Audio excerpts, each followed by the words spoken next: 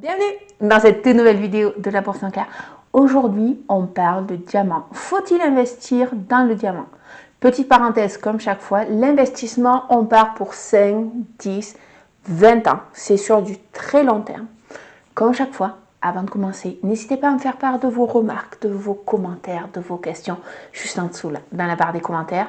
Si ces vidéos vous plaisent, pensez à vous abonner, ça fait toujours super plaisir. Allez, c'est parti!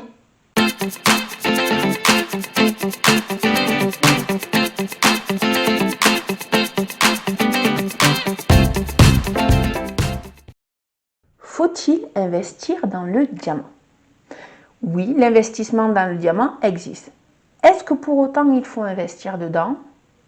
C'est un produit qui est standardisé. Vous avez les diamants d'investissement qui sont plutôt ronds, faisant un carat, avec très peu d'impuretés, une belle fluorescence, une belle couleur, le petit certificat GIA. En plus, l'avantage qu'il y a, c'est que durant les 100 dernières années, la courbe du diamant a été hyper linéaire. C'est facilement transportable, c'est solide. Ça a l'air magnifique comme ça, comme produit d'investissement.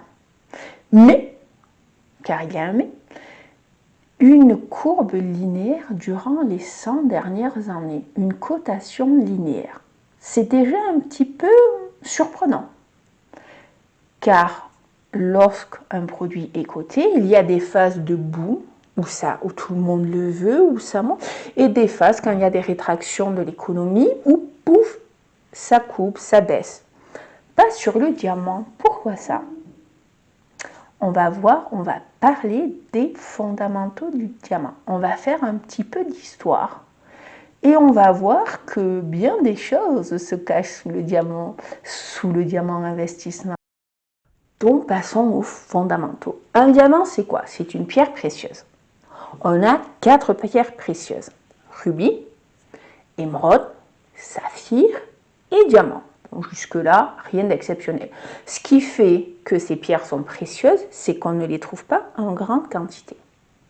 En 1984, vous avez un journaliste qui a écrit un livre tombé dans l'oubli actuellement, je ne sais pas pourquoi, mais pourtant qui a eu un petit effet de bombe nucléaire dans le secteur du diamant et qui se nomme l'invention du diamant. Ce journaliste, c'est Edward J. Epstein. Rien à voir avec le Epstein dont on entend parler ces derniers temps. Donc, qu'est-ce qu'on apprend? On va faire un petit saut dans le temps. On remonte en 1870. En 1870, qu'est-ce qui se passe?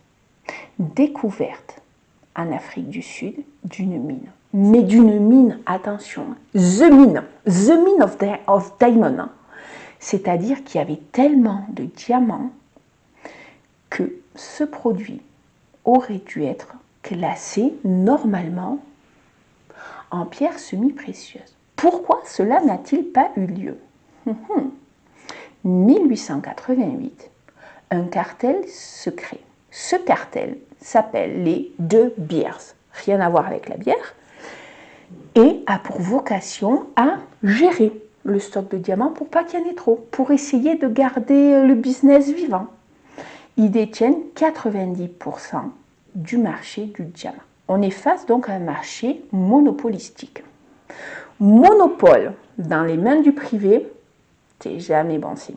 Jamais, jamais, jamais, jamais. Surtout quand il y a beaucoup d'argent. Donc, qu'est-ce qu'ils vont faire? Ils ne sont pas couillons là, les De Beers. Ils vont utiliser, comme chaque fois, les marketeurs. Les marketeurs pour faire que le diamant devienne un produit. Il faut raconter une histoire. Il faut que le diamant se vende.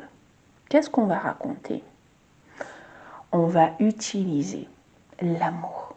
Votre amour est solide, aussi solide qu'un diamant.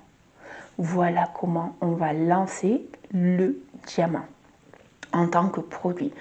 Donc, les De Beers vont utiliser l'agence NWA, par exemple, qui va utiliser tous les canaux de l'époque. Là, on est dans les années 1940. Vous allez me dire, ouais, mais entre 1888 et 1940, bon, à l'époque, il n'y avait pas de réseaux sociaux, il n'y avait pas d'Internet. Pour aller en Afrique du Sud, voilà, il n'y avait pas trop d'avions. Donc, autant vous dire que ça prenait plus de temps que maintenant. Donc, pour revenir à la mise en place du marketing autour du diamant, comment ont fait nos chers De Beers? Tout simplement, ils ont utilisé les canaux habituels. On utilise le cinéma à l'époque. Marilyn Monroe avec son fameux slogan sur les diamants. Les diamants sont les meilleurs amis des filles, surtout si elles sont matérialistes. Voilà comment on va lancer. On va utiliser les stars en leur faisant porter du diamant. On va l'utiliser dans le luxe. Yes, c'est trop bien d'avoir du diamant. Voilà comment, de nouveau, on lance un produit. Ça ne vous fait pas penser à quelque chose? Ça ne vous fait pas penser un petit peu au crypto? Donc, le diamant a ce petit problème. C'est qu'il a ce prix parce qu'il y a un lobby derrière qui maintient ce prix. Est-ce que vous, en tant que particulier, vous avez intérêt à investir dans ce type de produit?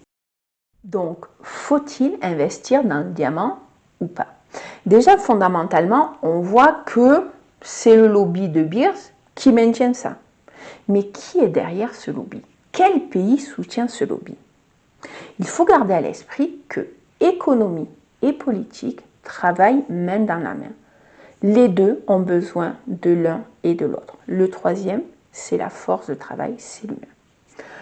Donc, l'économie a besoin du politique pour pouvoir se développer et le politique a besoin d'une économie stable pour pouvoir tempérer la société, la diriger de la meilleure façon possible.